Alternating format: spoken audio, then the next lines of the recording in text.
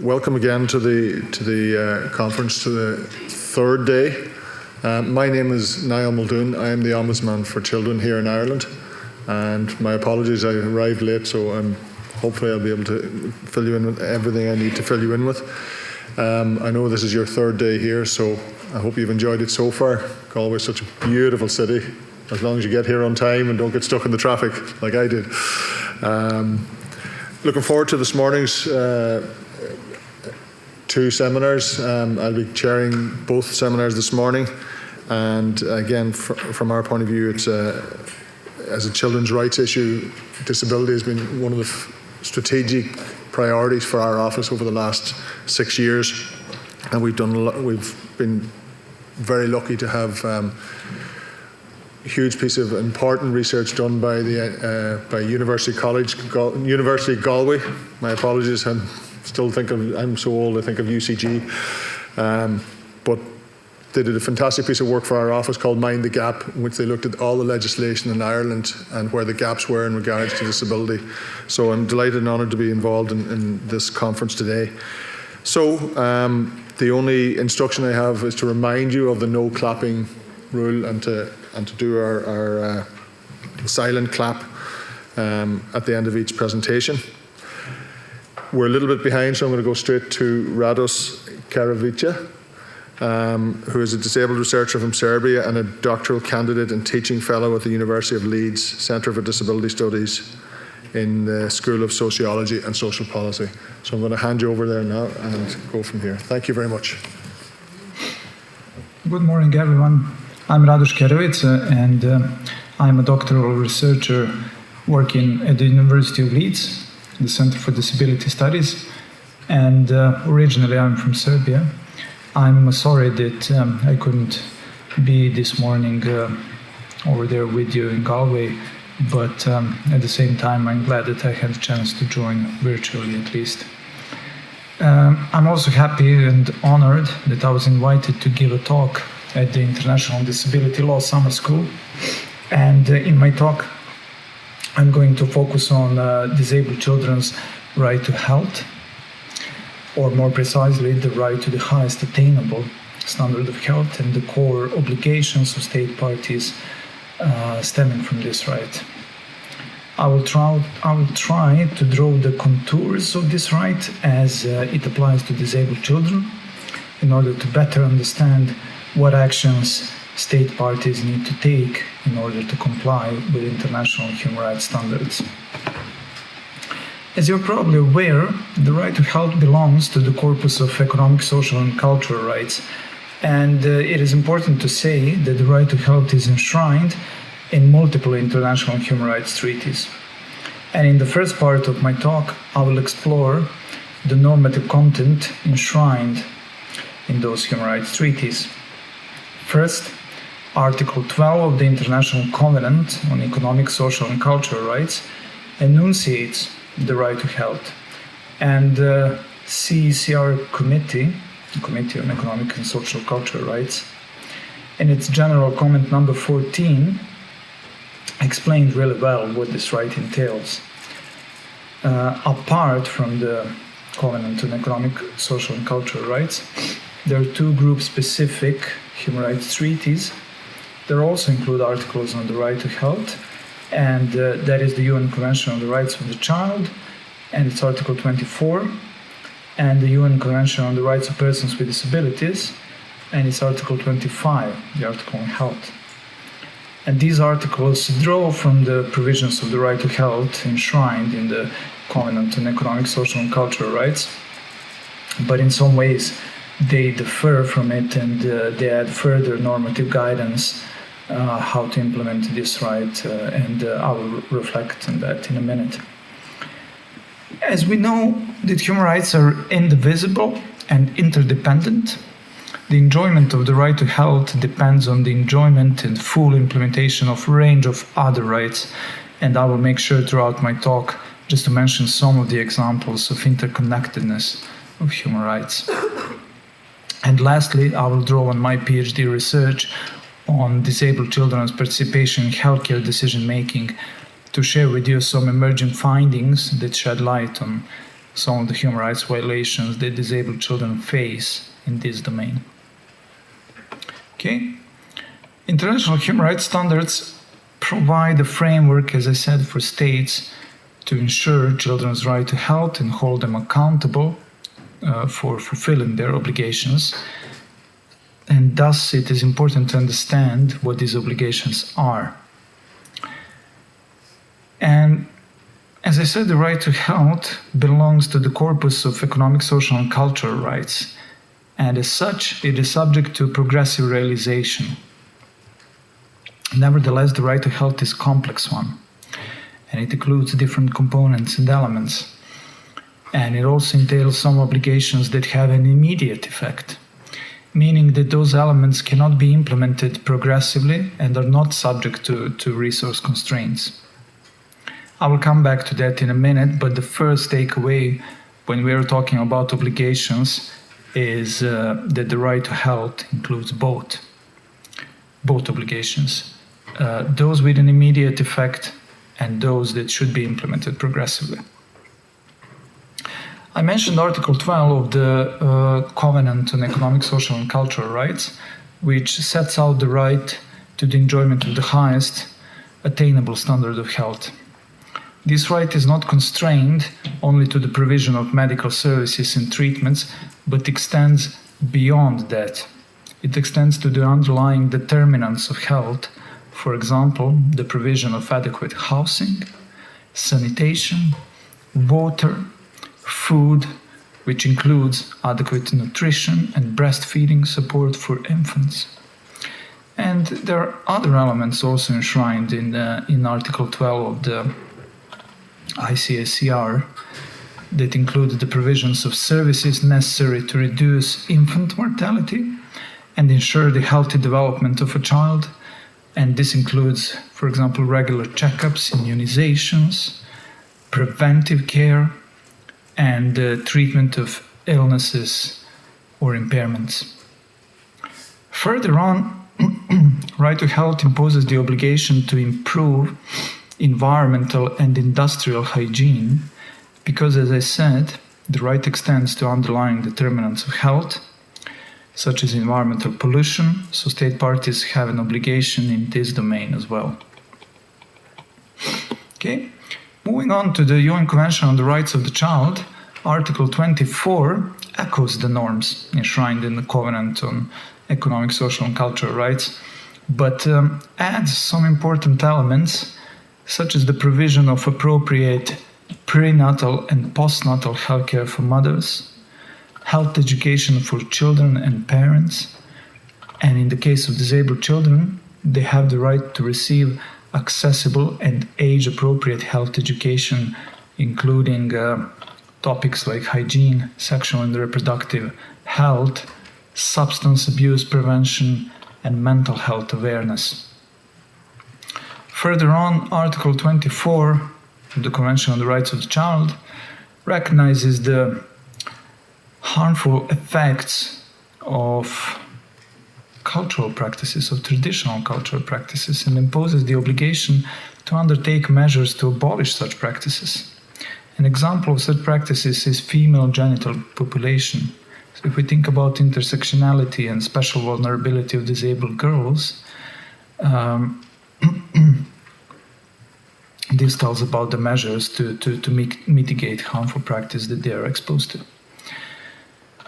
Finally, Article 25 of the Convention on the Rights of Persons with Disabilities stipulates that disabled children have the right to access general and specialized healthcare services needed for their impairments, rehabilitation services, early identification and intervention as appropriate, and services designed to minimize and prevent further impairments,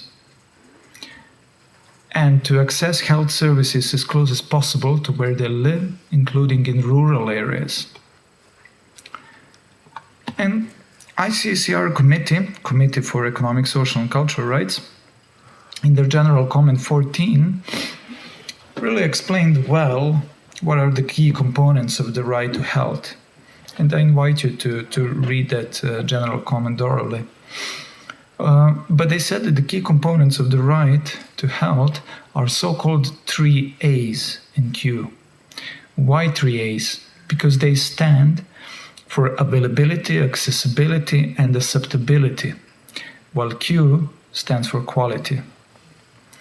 And I will explain each of those shortly. Availability refers to the need for a sufficient quantity of functioning public healthcare and healthcare facilities, goods and services that are necessary for children's health. This includes establishing an adequate number of healthcare facilities, trained healthcare professionals, essential medicines, and appropriate medical equipment, and establishing an efficient system of referrals. For example, disabled children and parents that took part in my research told me that they had trouble in obtaining the referrals to tertiary care, their choice, where highly specialized treatments are provided, because healthcare professionals acted as gatekeepers, considering that the treatment could be provided in the regional hospital close to where these families live. But the point was that the treatment significantly differed in quality between regional hospital and the university hospital in the capital. Right, the method and technology was completely different, meaning that children after the surgery would recover more quickly if the treatment was undertaken in the university hospital. Right, I included England and Serbia in my sample, just to be clear, and this is one of the experiences of young people from Serbia. The accessibility component requires states to ensure that healthcare services and facilities are physically accessible to disabled children, but it goes beyond that and requires economic accessibility in terms of affordability and financial support to rights holders. Note that the right doesn't include the provision of healthcare services free of charge for children, but it is the expectation that states will work towards achieving this where possible.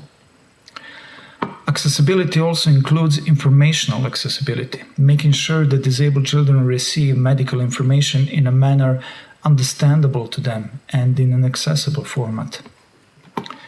Acceptability means that states, acceptability is the last of 3 A's, means that states should ensure that healthcare services are provided in a manner that respects children's dignity, privacy, confidentiality, and consent where appropriate.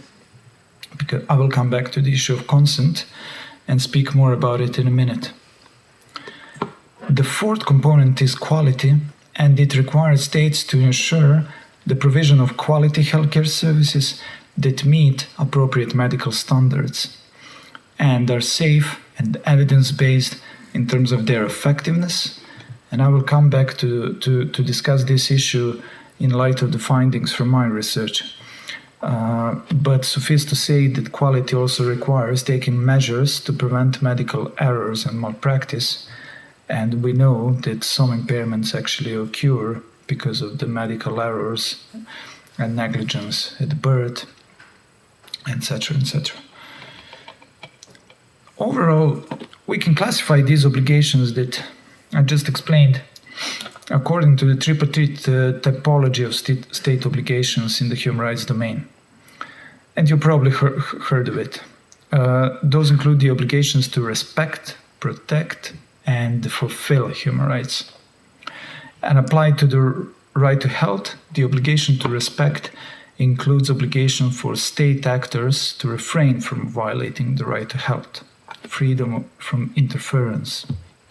For example, refraining from providing non-consensual treatments like forced sterilization, forced administration of drugs, involuntary detention in psychiatric facilities, or preventing state actors from polluting the environment and compromising children's health in that manner. The obligation to protect means that the state should make sure that non-state actors, like businesses, do not violate the right and to sanction them appropriately if they do. States can adopt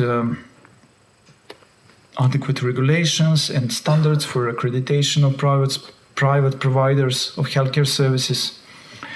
They can impose regulations for the business sector on environmental protection, or they can work to eliminate harmful traditional practices, just to mention some examples.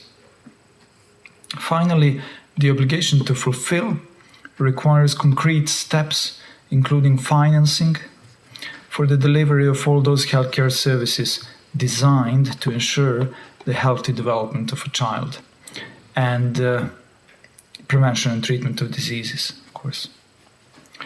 I mentioned previously that the right to health also imposes some obligations that have immediate effect.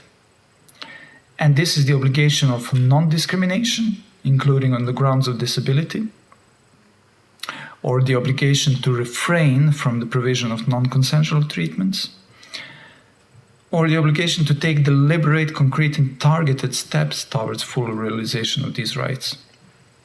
So, although the core of the right to health is subject to progressive realization, states still need to demonstrate that they are taking the steps in the right direction. And these steps may involve adoption of legislation, regulation and policies that address various aspects of children's health, such as the healthcare provision, nutrition, hygiene, and protection from abuse, where states demonstrate how they're planning to implement the right to health. So at least they should prove that they're doing something and planning adequately to implement the right progressively. And finally, I wish to reflect on some of the issues disabled children face that may impede the effective enjoyment of their right to health. I will draw on the research that I conducted as part of my PhD program here at the Center for Disability Studies in Leeds. And I researched disabled children's participation in healthcare decision-making with a focus on impairment-related orthopedic treatments, including surgical treatments. And I wanted to see to what extent disabled children get consulted and have their say in decisions related to medical treatments proposed to them. Article 12 of the Convention on the Rights of the Child entitles children to the right to be heard, to have their views taken seriously by adults in all matters affecting them, including in the area of healthcare.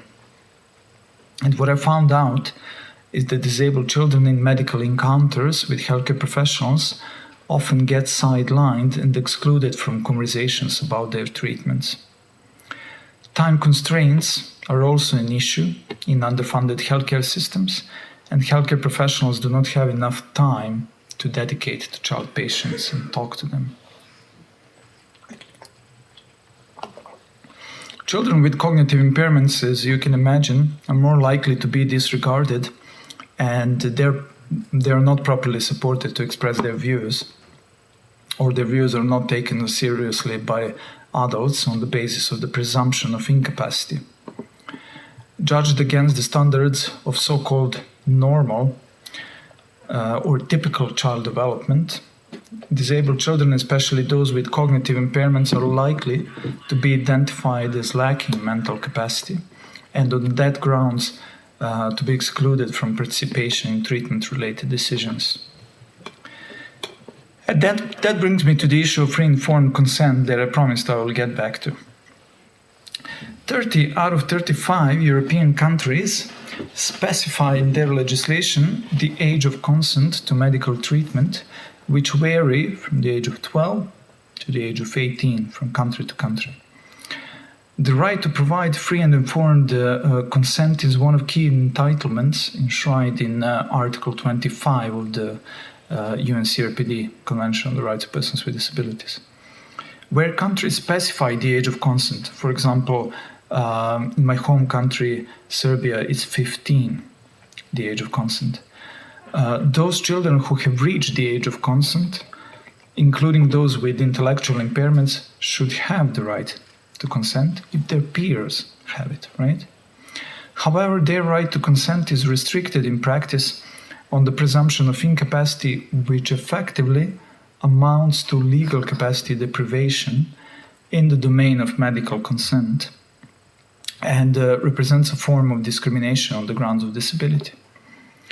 We notice here the relationship between the right to health and the right to the full enjoyment of legal capacity enshrined in Article 12 of the CRPD. Children who reach the age of consent should be provided with supported decision-making if needed to exercise this right effectively. In fact, the CRC committee have recognized the importance of supported decision-making for adolescents in their general comment number 12 on the rights of the child in adolescence. And they said that where needed, supported decision-making should be provided. And that refers also to the health domain. Usually for children who haven't reached the age of consent, it is their parents and guardians who provide proxy consent. But in those decisions, adults should be led by the best interest principle. And they should provide age-appropriate and disability-related supports to children to get informed and express their views on healthcare matters if they have views and if they wish to express them. Okay. On a more positive note, my research has also shown some good practice examples of how support for disabled children participation may look like. Some of the hospitals share with me the information of support systems they implemented that help to convey complex medical information to children and help them understand what's expecting them during the hospital stay. And those may include animated videos where the hospital environment is explained and the role of healthcare professionals or even procedures related to some treatments is presented. Some hospitals provide play specialists who work with children to address their fears and anxieties through play. And they produce leaflets in child-friendly language that explain details on treatments and also may be helpful to communicate complex information in age-appropriate manner. Okay. And before I finish, I mentioned a few minutes ago that one of the principles of the delivery of health services is quality, alongside acceptability, affordability, and accessibility. And as I was exploring disabled children's participation in decisions which concern various forms of orthopedic treatments, including different surgeries for congenital impairments, which are classified as major surgeries, I found out that some of these treatments are lacking solid scientific evidence. Right? We all know that disabled childhood is the site of medical interventions and that families often seek cure. But it's important to consider how risky those treatments are and how firmly they promise the benefits. Okay? I interviewed orthopedic surgeons as part of my research, and some of them said that what makes it difficult to collect evidence on treatment effectiveness is the lack of resources to follow up with children over a longer period of time. As some treatments promise future-oriented benefits, like the prevention of further impairments, it is necessary to assess children over a longer period of time, and surgeons shared with me that the healthcare systems usually provide resources to see children like 6 months after treatment or so it is not possible to collect data on the treatment effectiveness in the long run. So this is just one of the examples of how the quality of healthcare services for disabled people, including children, is undermined. The quality can also be undermined by the lack of specialized healthcare services needed to manage impairment or prevent worsening. Lack of skilled and knowledgeable healthcare professionals on particular impairments and effective treatments, lack of high-quality medication, and lack of communication skills that impinge upon doctor-disabled patient interaction. Right, I will end here. As I said, the right to health is a complex one, and I couldn't possibly cover all aspects, but I hope my talk provided a good introduction to a subsequent discussion, and I will be happy to answer further questions during the Q&A session. Bye.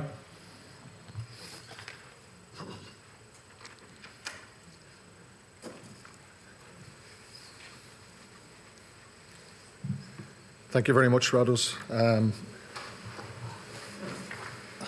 Hugely enlightening piece, and a number of issues stood out for me that really impact here in Ireland. The concept of the difference of quality depending on where you're located, what medical services are available in your area, which shouldn't be the case for children. They all have an equal right.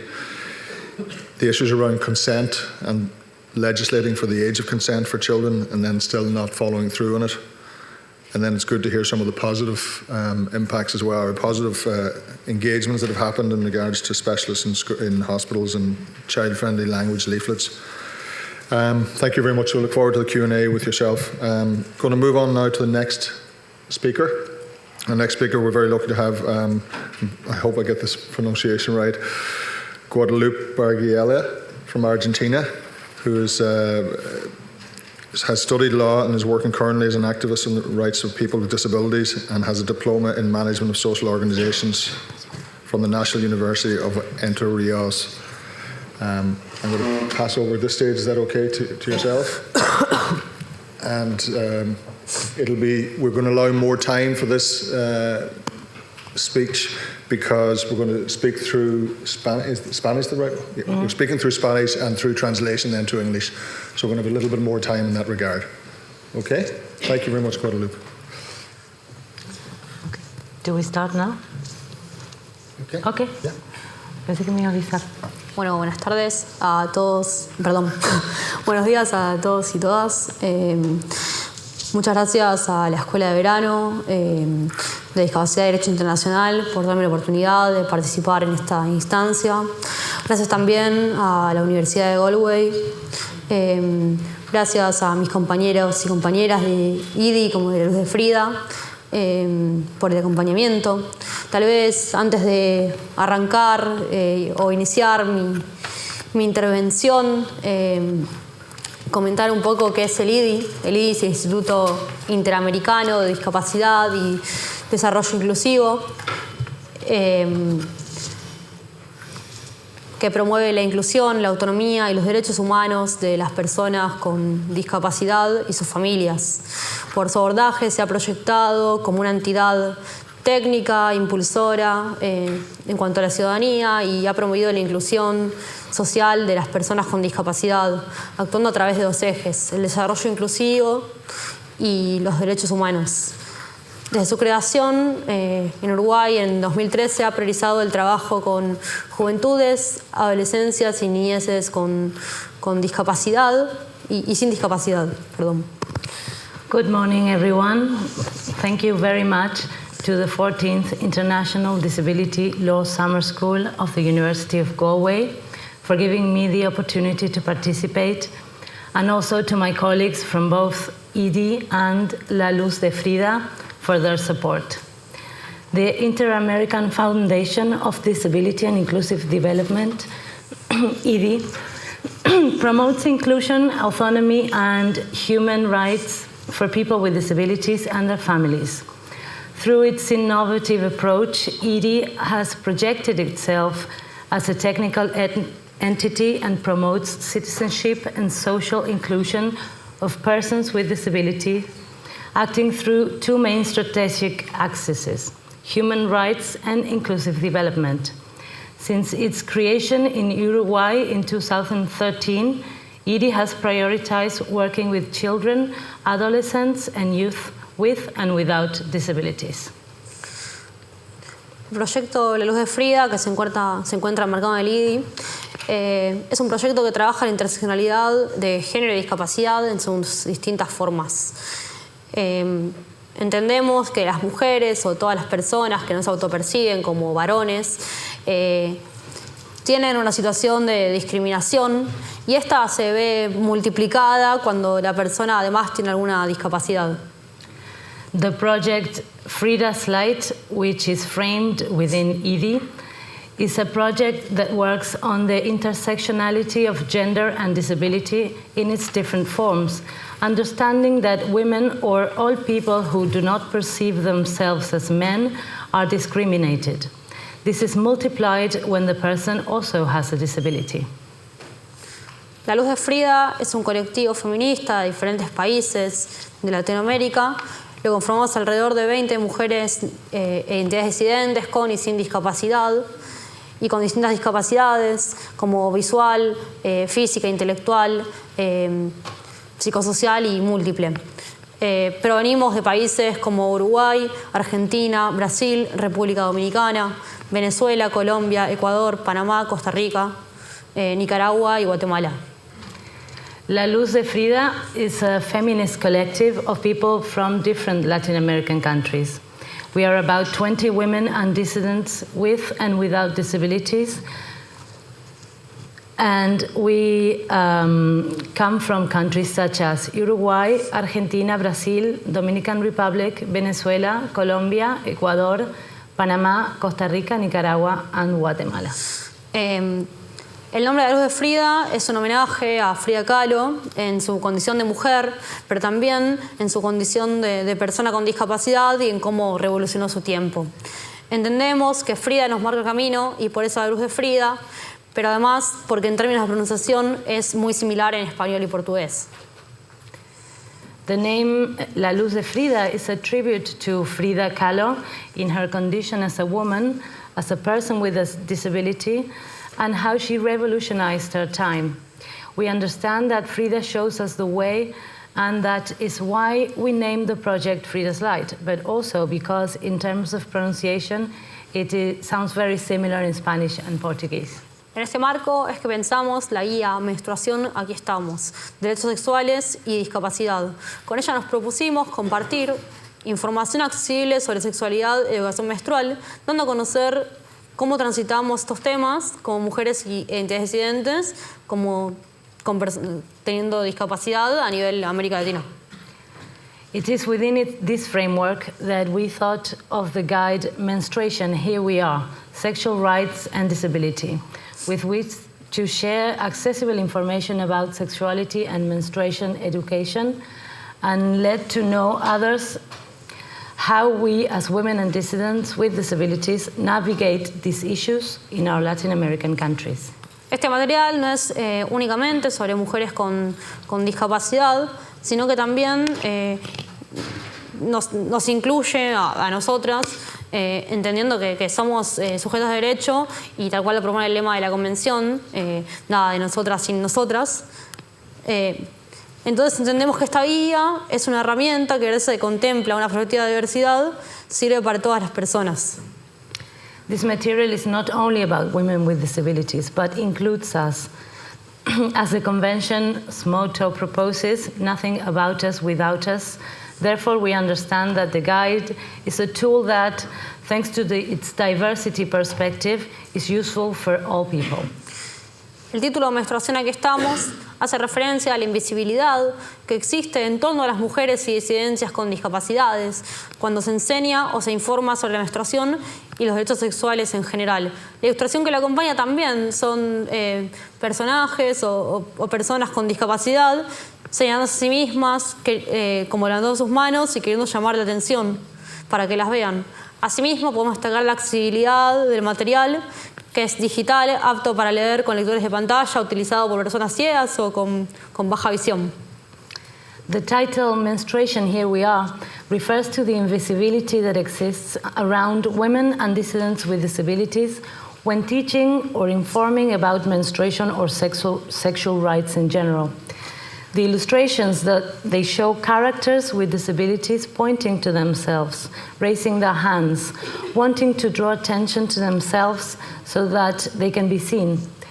We can also highlight the accessibility of the digital material suitable for reading with screen readers used by blind people and persons with low vision.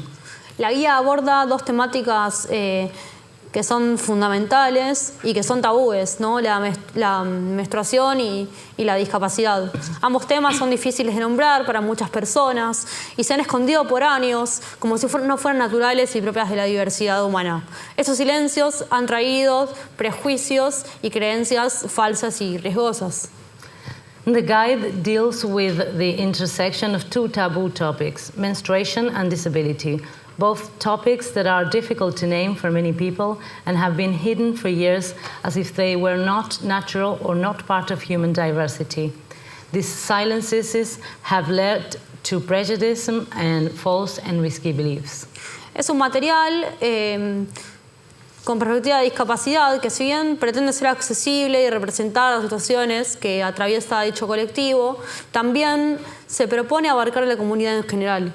It is a material with a disability perspective that, although it aims to be accessible and to represent the situations that our group goes through, it also aims to cover the community in general. El interés por trabajar este tema surgió por parte de varias compañeras que pensamos como en abordarlo colectivamente, entendiendo que nos lo planteábamos el cómo pensar la temática. Para ello recibimos capacitaciones de una educadora especializada en gestión menstrual y por ende nos reunimos a intercambiar acerca de cómo les vivimos sus experiencias personales. Para algunas compañeras el hecho de la llegada de la menstruación fue algo inesperado, sobre lo cual no tenían información e implicó temores y secretos. Otras debieron superar situaciones de falta de accesibilidad y buscar los métodos de gestión menstrual que les pudieran otorgar mayor autonomía. Otras compañeras contaron cómo les afectó en la construcción de su feminidad el hecho de no menstruar a la edad esperable y todas, más allá de nuestro país de origen, mencionaron el no haber recibido una educación menstrual accesible. En este proceso nos interrogamos, investigamos y aprendimos mucho sobre este tema y cada vez más nos convencimos de hacer un material que hacer los temas para que otras personas no pasen por la misma situación que pasamos nosotros. The interest in working on this topic came from the group's companions, and we began to address it collectively. We received training from an educator specialized in menstrual management. We met to share our personal experiences. For some of us, the arrival of menstruation was something unexpected, which we had no information about. It involved fears and secrets. Others had to overcome situations of lack of accessibility and had to look for methods of menstrual management that would give them the greatest possible autonomy. Others told us how not menstruating affected them in the construction of their femininity, despite being at the age when it was expected. And all of them, regardless of their country of origin, mentioned not having received accessible sex education on the issue. In this process, we questioned ourselves, researched, and learned a lot about these issues. And more we became convinced of the need to make the material that brings these issues closer so that other people doesn't have to go through what we went through. Algunos de sus contenidos son los cuerpos diversos, los mitos sobre la menstruación, la falta de acceso a la información, el ciclo menstrual ovulatorio, los métodos de gestión menstrual, las recomendaciones para el personal de salud.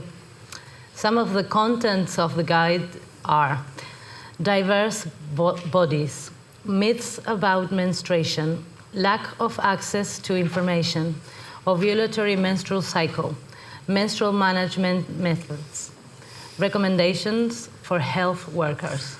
Como sectores tal vez a destacar, señalaría 3, que son las ilustraciones, los relatos de compañeras y las recomendaciones al sistema de salud. En cuanto a las ilustraciones, podemos destacar que la guía incluye numerosas ilustraciones y viñetas humorísticas en los que se intenta evidenciar la falta de accesibilidad. Tiene una estética juvenil, más como desfachatada, intentando poner imágenes y humor a las situaciones que nos ocurren y acerca de la invisibilidad, los tabúes y el desconocimiento, rompiendo tal vez con la costumbre instalada en algunos países de hablar de la discapacidad como una forma tal vez como más de cuidado y lástima. Las ilustraciones cumplen un papel muy importante como apoyo de accesibilidad material, teniendo en cuenta a aquellas personas que no pueden leer las extensiones de texto o palabras complejas para que sepan de qué trata la guía. Cuenta lo mismo, pero con imágenes y tal vez de manera más sintética. I would highlight 3 areas of the material: the illustrations, the stories, and the chapter addressed to health personnel. About the illustration, the guide includes numerous illustrations and humorous vignettes which highlight the lack of accessibility to the subject. Its aesthetic is very useful and attempts to provide images and humor about the invisibility, taboos, and lack of knowledge about these issues, breaking with the very common habit in our countries of talking about disability with excessive care and pity. In addition, the illustrations play a very important role in supporting the accessibility of the material so that people who cannot read in length or with complex words know what the guide is about. The pictures tell the story in a very synthetic way. Con respecto a los relatos, que era la segunda parte, digamos, fundamental de la guía, podemos comentar que son en primera persona, son relatos extractados de intercambios con las compañeras de la Luz de Frida, y son ejemplos claves para entender, tal vez más concretamente, a qué nos referimos cuando hablamos de que necesitamos información con perspectiva de discapacidad. No es la dimensión teórica de los temas, sino que son ejemplos reales y concretos de cómo es transitarlos si tenemos alguna discapacidad. About the stories in the guide, they are written in the first person. They extracted from those afternoons of exchange between companions. These examples are key to understand concretely what we mean when we say that we need information with disability perspective. It is not theoretical dimension of these issues, but the real and concrete examples of what it is like to go through them if you have a disability. El capítulo dirigido a personal de salud fueron indicaciones que surgieron de numerosas anécdotas de discriminación o faltas de accesibilidad que compartimos hacia dentro del grupo. Para no quedarnos solamente en catarsis o queja, decidimos que era momento de enseñarles a ellos y ellas, es decir, al personal de salud, cómo deben recibirnos y tratarnos. En nuestro material se invierten los roles y somos nosotras quienes enseñamos a otros. The chapter addressed to health workers, these indications arose from numerous anecdotes of discrimination or lack of accessibility that we share within the group. We decided that it was time to stop complaining about the situation and show these people how we should be addressed and treated. In our material, the focus is reversed. It's us who let them know.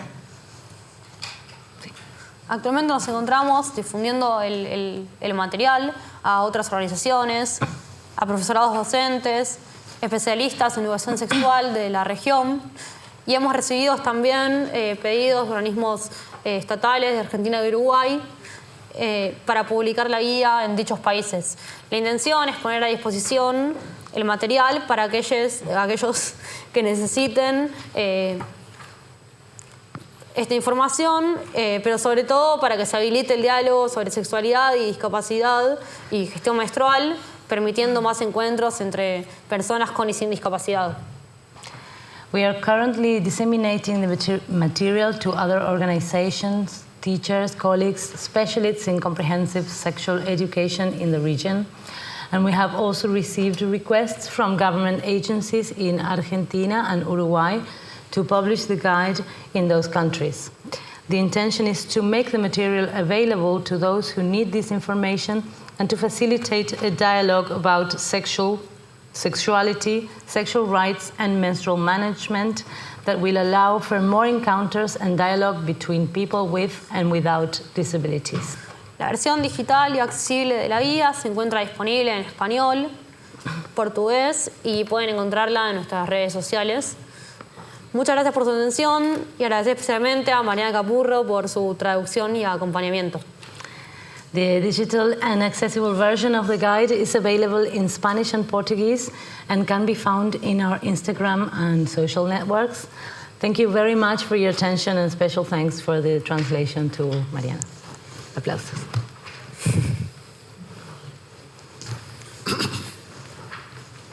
Muy bien.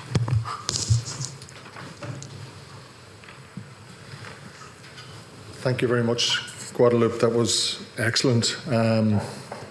Really inspiring to hear a story of so many young people, young women coming together to make sure that they are included. Nothing about us without us.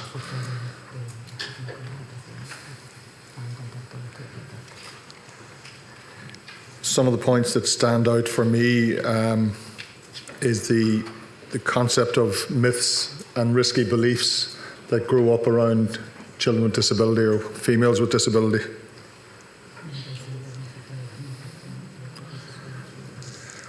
On a personal note, a long time back in the 90s, I was involved in the development of a relationship and sexuality program for adults with disability.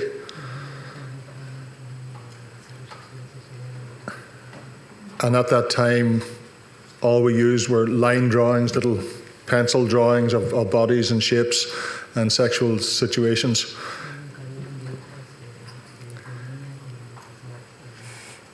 And when my bosses found out or saw the pictures of those line drawings, I was threatened with being fired. So I was very lucky that my boss's boss backed me. But again, 20 years later, 30 years later, we still see we have to fight to help people with a disability to understand sexual rights and menstruation. So congratulations. Okay, we're going to move on to our third speaker. Thank you very much. We've got Danius Puras, who's a professor of child psychiatry and public mental health at Vilnius University in Lithuania. And he's also, let me just make sure, director of the Human Rights Monitoring Institution, an NGO based in Lithuania, and was also serving between 2014 and 2020, part of the, am I got it right, that was UN Committee on the Rights of the Child in that period of time, and now you're still serving as UN Special Rapporteur on the right to physical and mental health. Is that correct? Sorry. Okay. So I'm going to hand you over to Danius. Thank you very, very much. Thank you. Hello, it is a pleasure and honor for me to be back to Galway. I was there some years ago at Disability Summer School, and mainly I will share my experience from serving. I am now a former special rapporteur. I finished my tenure in 2020, so I served as a special rapporteur on the right to physical and mental health from 2014, and there are 2 terms, 3 years each. And I will try to share my experience about how things looked from position of a special rapporteur, which is a very good position to see the global picture. This is a global mandate. You probably know, I just remind the special procedures mechanism. There are many thematic mandates and mandate holders, more than 40.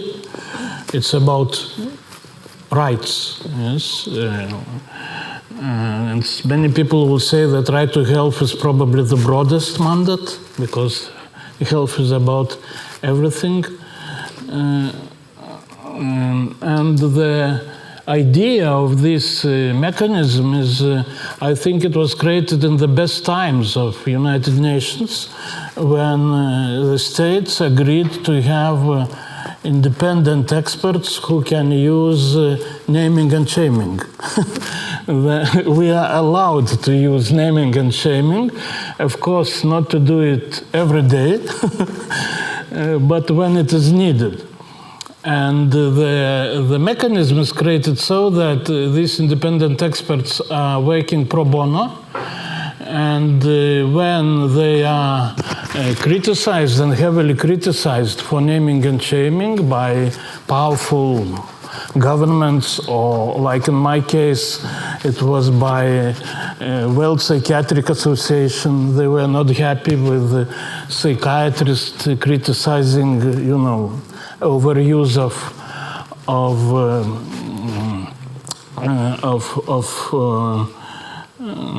I will elaborate later what I was criticizing in psychiatry. So, and then when there is a complaint about how special rapporteur is what is doing, the answer from UN tells, but we don't have this person, he's not hired, there is no job contract, we cannot fire him or her.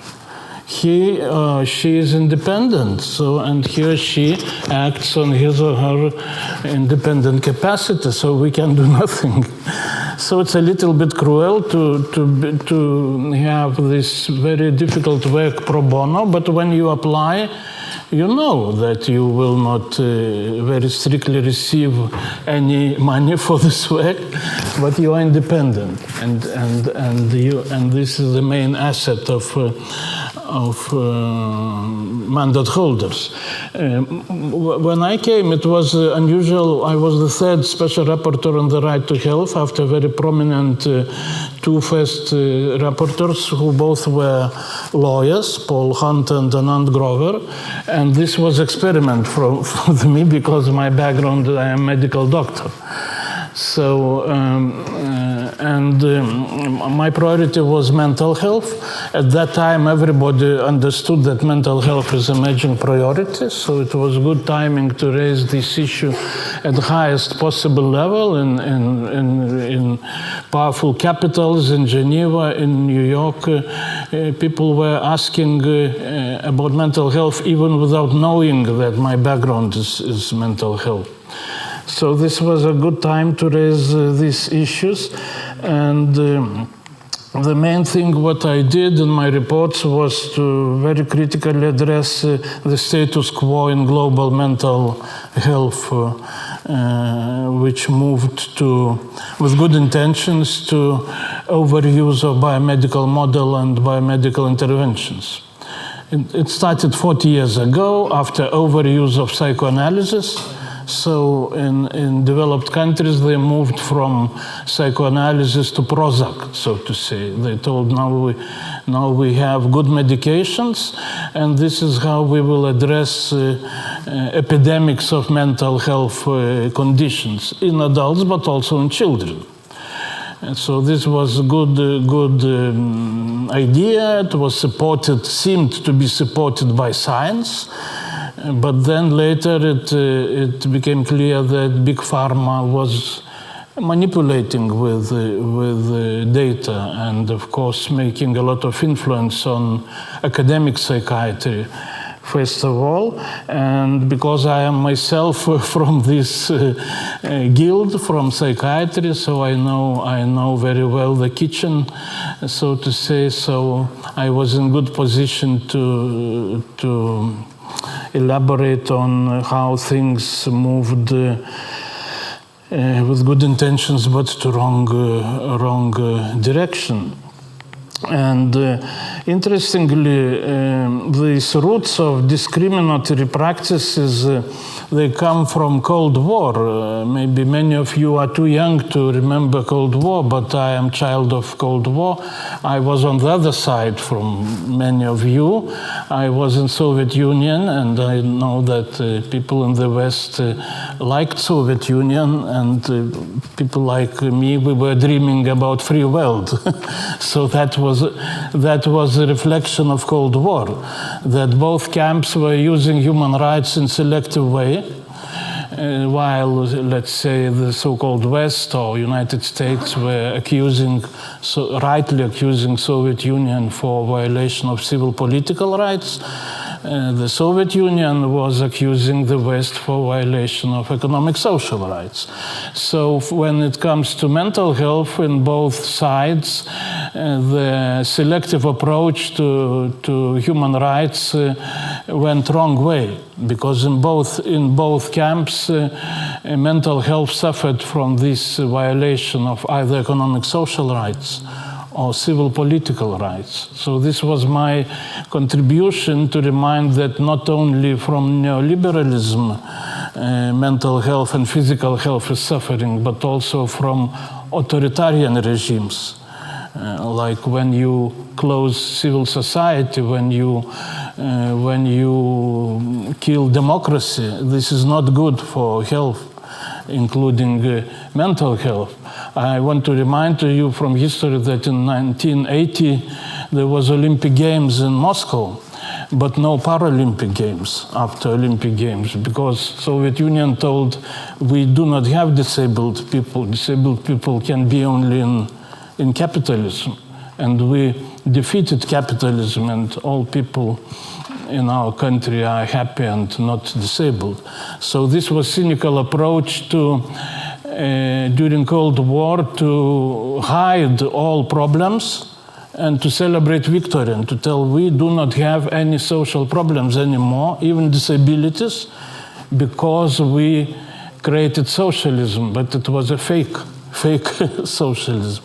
So all children and all adults with disabilities were hidden either at home or in horrible institutions. And this was what I learned as a young doctor when I started to work as a child adolescent psychiatrist, and this loaded me, inspired me when I learned about tragedies of these families who have children with disabilities. So the tragedy was that not that they have such a child, but how the state is managing this problem. The state was insisting that they abandon the child.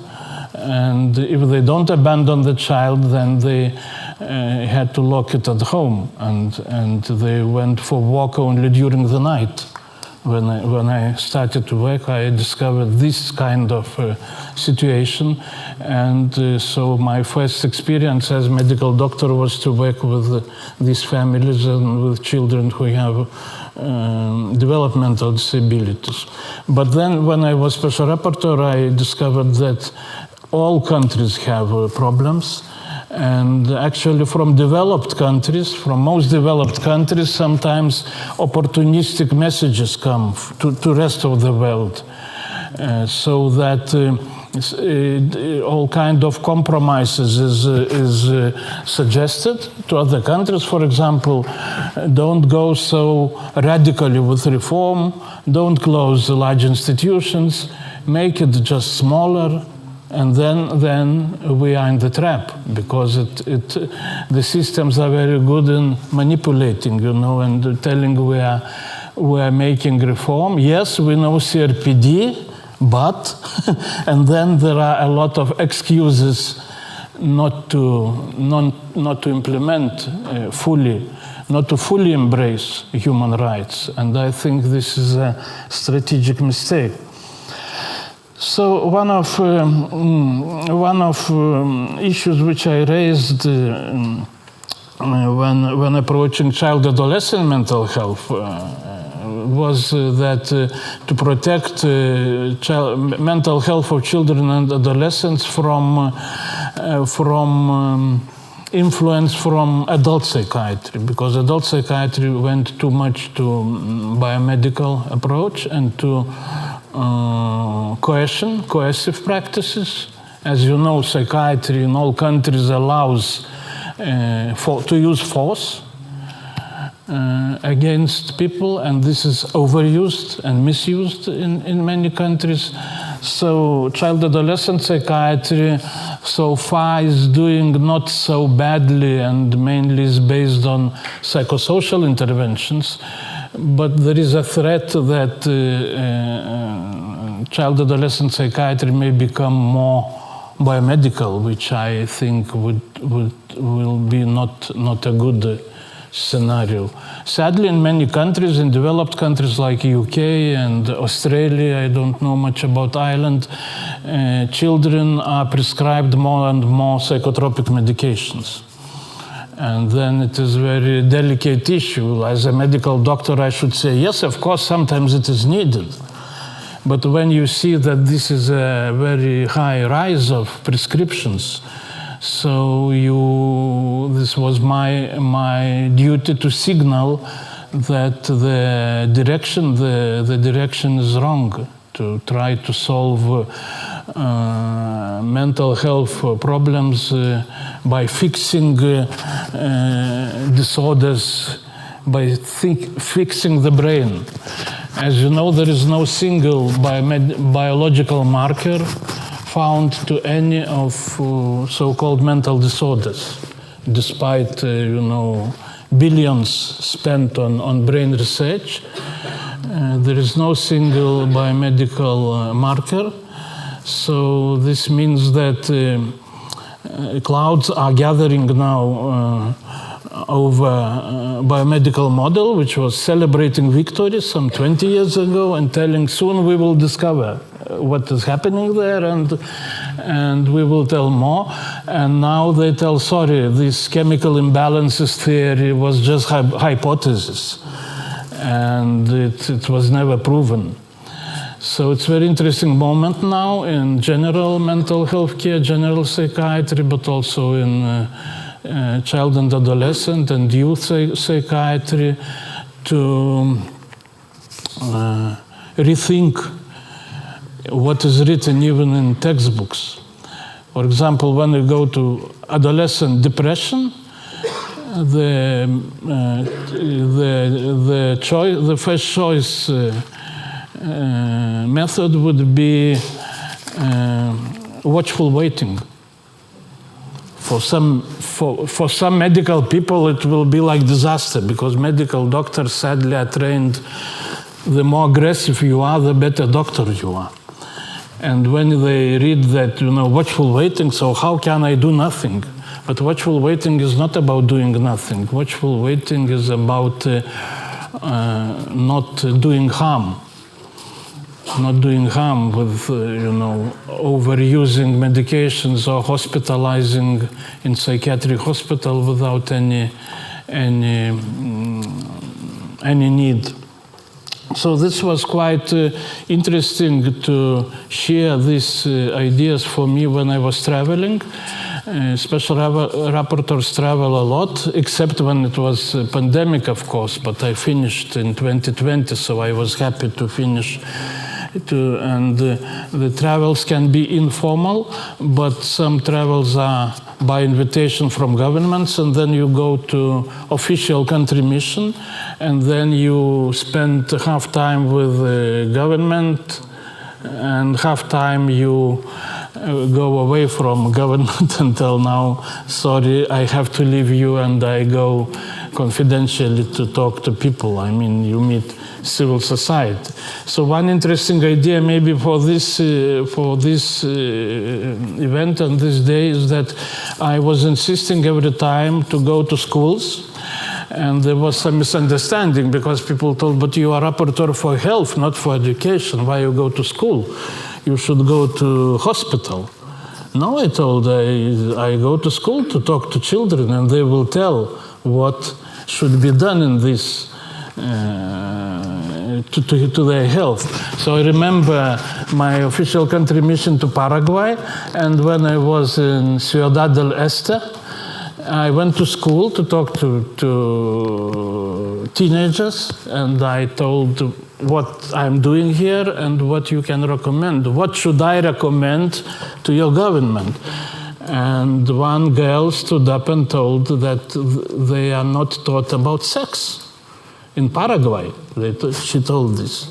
In Paraguay, we are not taught about sex. And and the meaning comprehensive sexual education.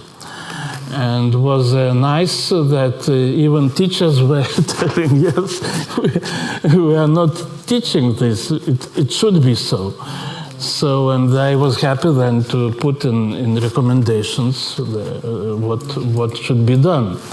So, of course, comprehensive sexual education is very important to all children, including to children and adolescents and young people with disabilities.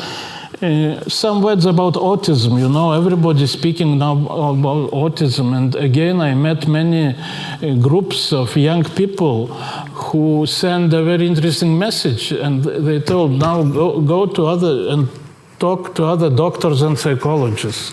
These were groups of Asperger's people, young people with Asperger, telling why want they to change us? What is wrong with us? Why they want to pathologize us? Why they want to medicalize us?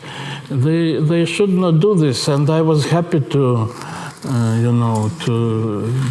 send this message, and still I am doing this.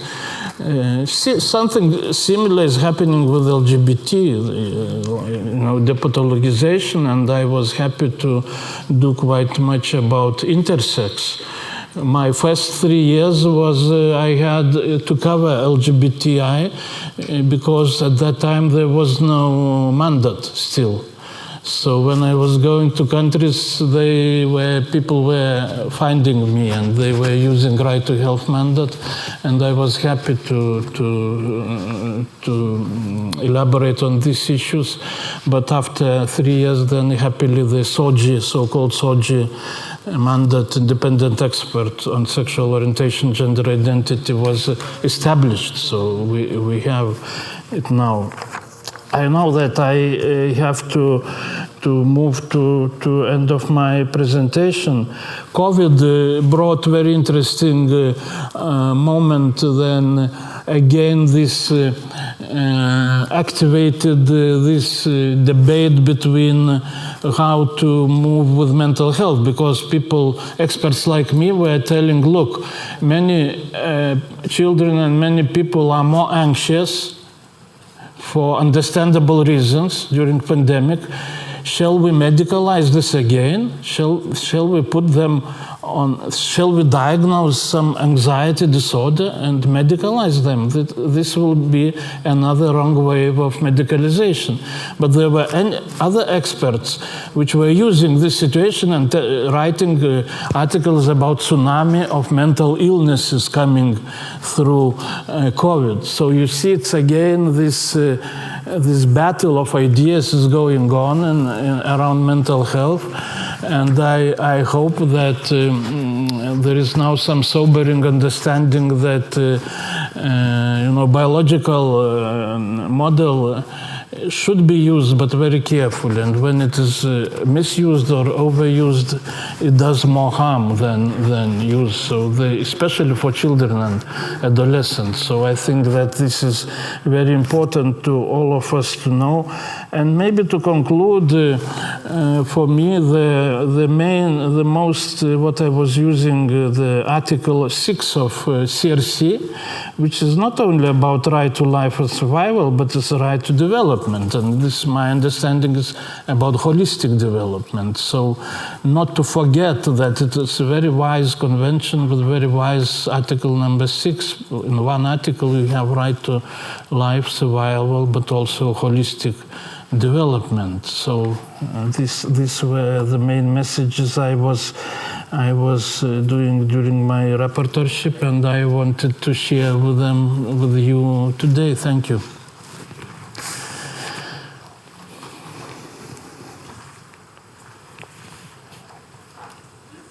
Thank you very much, Denis. I might ask maybe one of the people from the organising committee just to help me to see the questions online. I'm not quite sure of the technology side of things. Thank you very much for the presentation and the scary history, again reminding us of the Cold War and the different ways that government manipulated our citizens for their own ends, and the impact that has on mental health, and the way that children with disabilities were further marginalised as a result of that. I love, as Ombudsman for Children, I love the fact that you went and spoke to the children directly. Still too seldom does that happen. We here in Ireland have listened to our children around mental health. A number of times our office has done that. And it always angers me to hear what they say about how they're treated within the mental health system. We have a continuous narrative from the children that it takes a long time to get into the system, and when they get in, they are often ignored. And the doctors will talk to the parents, or they'll talk to the care people, they talk to other professionals, they won't talk to them. And they also feel disrespected when they're in there. So again, I think the work you did has been fantastic, and it was great to hear from it. We're going to do Q&As. I think are we doing the first ones from online, or are we taking from the audience? I don't mind. We actually have any online yet. Nothing, okay. So, yeah. Okay, so people online, we'll ask you to type in your questions in the chat box, is it? Yeah, in the Q&A box, my apologies. So please, and we have a first question here on the side. So I have a couple of questions. The first one is for Rados. I hope I pronounced that correctly. Could you give me an example of what countries have implemented your examples of good practice? So you named some measures being animated videos in hospitals, play specialists, and age-appropriate leaflets. What countries do you think do this best? Yeah, so I hope you can hear me well. I mentioned that I included 2 countries in my sample, England and Serbia. And these particular good practice examples are the examples from England. I included several hospitals in my sample in England, and these are the things which healthcare professionals told me what they're doing to support children to exercise their right to participation in this domain. So yeah, I was referring to examples from England. Thank you very much. Sorry, I've also got a question for Kwada. You mentioned 3 kind of key parts to your project. One of them was a chapter to health carers. And I was wondering, do the medics who read it take it on board? And do you feel they view you as a peer and an expert in your own right? And while that's being translated, may I ask one more of Danius? Okay. Can we wait? Maybe are you happy to respond? If you Yes, she's we'll hold ready. that. Oh, okay, perfect. Thank you. Yes. No sé si hubo una escucha directa, creo que todavía sigue como capacitando a personas de salud. I don't know if every time it was like a direct sort of dialogue. We're still like fighting to be like in equal condition to like the adult-centered sort of vision of things. Lo que estamos haciendo es intentar capacitar a todas las personas que podamos, presentando la guía en distintos lugares. La hemos presentado en lugares en provincias de Argentina. But we're moving around with the guide. We're going to not only to our city, Buenos Aires, but also other provinces, other places in the countries. We're trying to get there, and we always find different people. También en Uruguay, en facultades, en universidades, en programas de educación sexual integral. Also in Uruguay, and different programs of sexual education. Pero no tengo como una certeza, digamos, de cómo capacitamos a personas de salud puntualmente, sino que con la difusión de la guía y con las capacitaciones que ya venimos haciendo, sí, obviamente se trata de difundir la información. I don't have the certainty to say yes or no to your question, but we're on that work in progress. La idea es poder seguir difundiéndola, que llegue a todos los profesionales posibles y que se entienda que somos sujetos de derecho y no objetos de cuidado. She says that we're on that job, and that the important thing is that people get to know that we are subjects of rights and not people to be looked after. ¿Puedo cerrar un toque? Sí, pero ya. Yes. Bueno, hay un par de imágenes que ilustran cómo el personal de salud, digamos que no hace como omite la opinión de las personas con discapacidad, y la idea es que no siga pasando. One of these pictures in the guide illustrates how it is common that people in health environments, like doctors and people who work in health, they mistreat or they don't pay attention to us, and this is what we don't want that to happen. We want to to be recognized as a voice and that we treat it that way. Okay. Thank you very much. That's great. And you have another question for Denise? First of all, thank you very much. That's a very good answer. And the one for Denise. So one of the points that you made is about the mental ill health brought on by the COVID-19 pandemic. And I was wondering, how do you approach balancing validating the lived experience of people with disabilities, but not pathologizing it? Sorry, that's probably not right. Medicalizing it. So how do you both listen to and respect what people are saying, but also know the context and when not to pathologize it? Is that okay? Well, just what I wanted to say about COVID, that every time when there is some crisis and people, which is understandable, when people cannot predict, nobody can say what will happen tomorrow or next week, as it happened during this COVID pandemic. So I think it's very natural and healthy to react with some emotional reaction.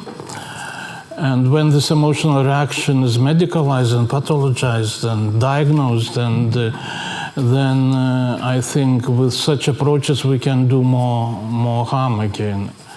Now, what is happening in Eastern Europe, as you know, it's a war of Russia against Ukraine. So many refugees, many children are again with different emotional reactions. Shall we diagnose all of them and treat as mental patients?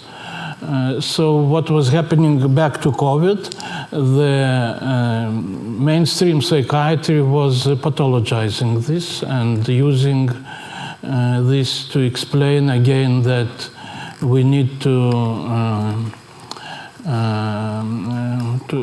I will quote just, we need to address treatment gap. We have to find everyone with mental disorder. This is the narrow understanding of right to health, yes? Let's diagnose everyone and fix disorder. And it can help in some cases, but not when in the case of mental health, that we know that most conditions of mental health are because of determinants, of social determinants, which is violence, discrimination, inequalities. And if we try to manage these issues with chemistry, I mean with psychotropic medications, this is systemic error, this is systemic mistake. So the same I apply to what was happening during COVID. I don't want to say that we don't need to help these people, but we should be creative with a supportive approach and not to move to medicalized approach immediately. Sadly, that was happening during the pandemic, that pathologization and medicalization was happening again. Okay. Thank you very much. Thank you for that. And thank you for the questions. We have another question up here, and we have one online we'll take in a minute. Hi, Professor. Your studies, have you ever touched base on mental health for parents with special needs children and the effect of raising these children? And another question would be Hiroshima. I know you have Soviet history, and I've been hearing a lot of rumors around Hiroshima and it being directly responsible for the number of autism cases that we are having, and also the number of mental health issues that are having. Do you know anything about it? Does it have a direct link to the disabilities that we are seeing raising? And one other thing, Professor, is I am from Botswana. It is in the southern part of Africa.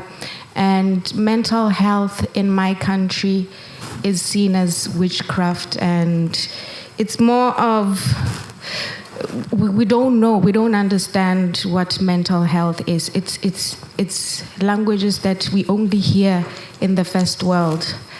And we still find children with autism being locked up into psychiatric wards, and also the process of diagnosing is very lengthy, and for sometimes we rely on self-diagnosis, and when you have self-diagnosis, a lot of mental health medications have strict restrictions on it.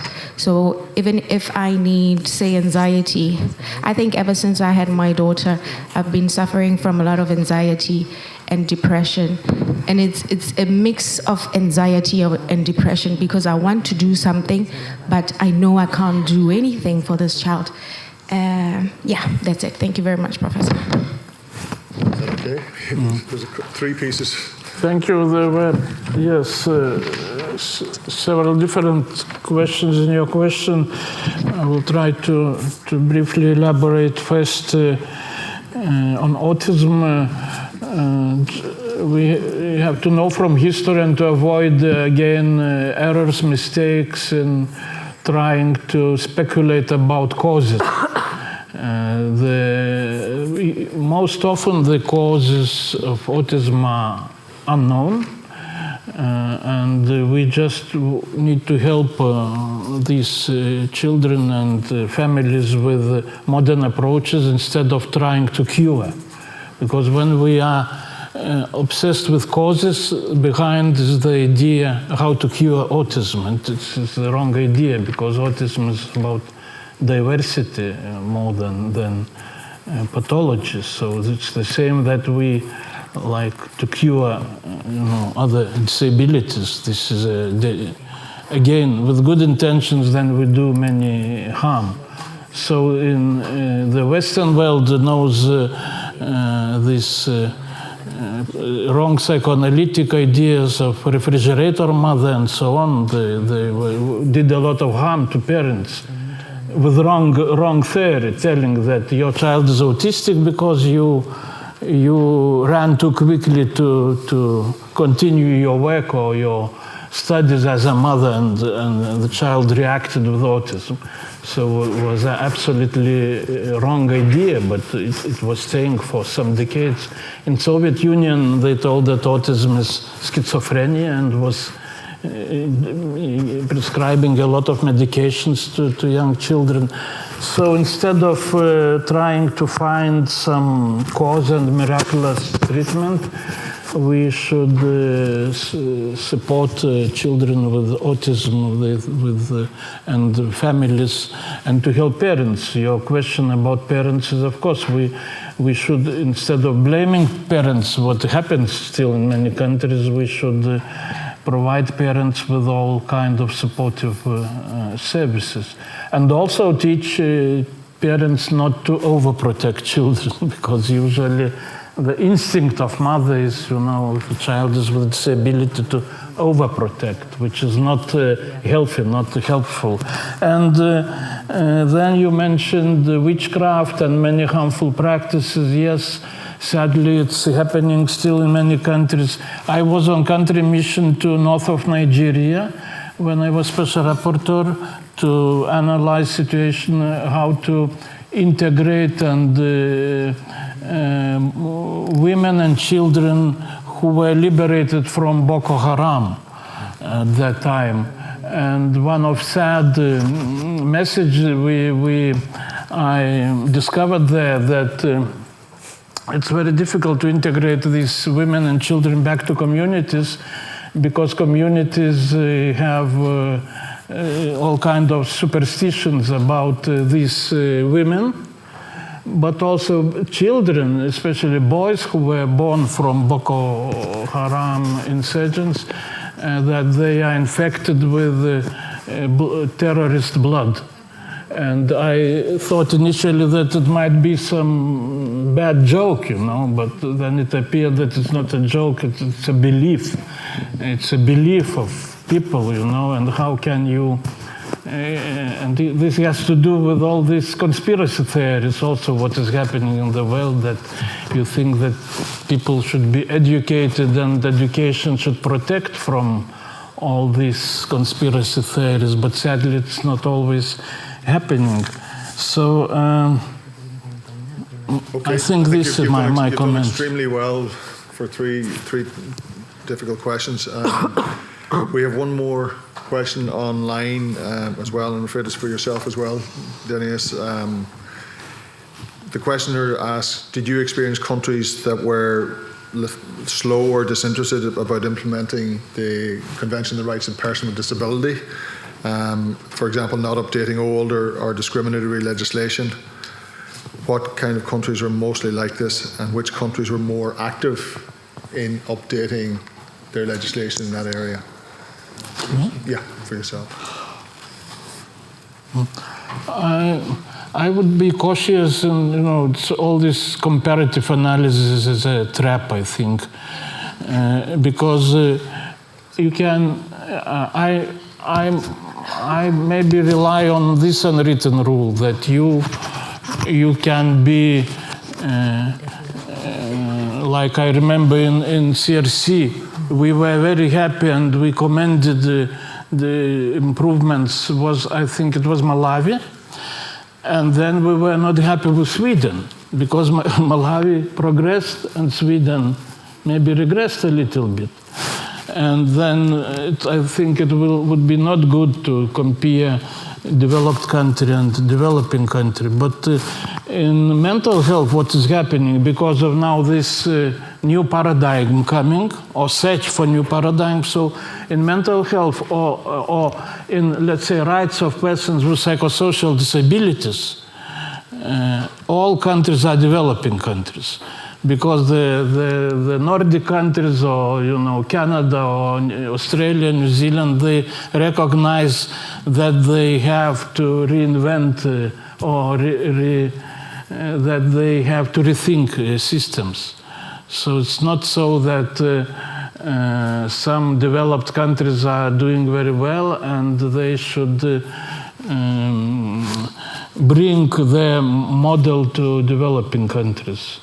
And I'm back to my field, which is mental health, which now among experts is interesting discussion that probably developing countries or global south is in better position for change than, because they do not have sophisticated psychiatric services which block the change.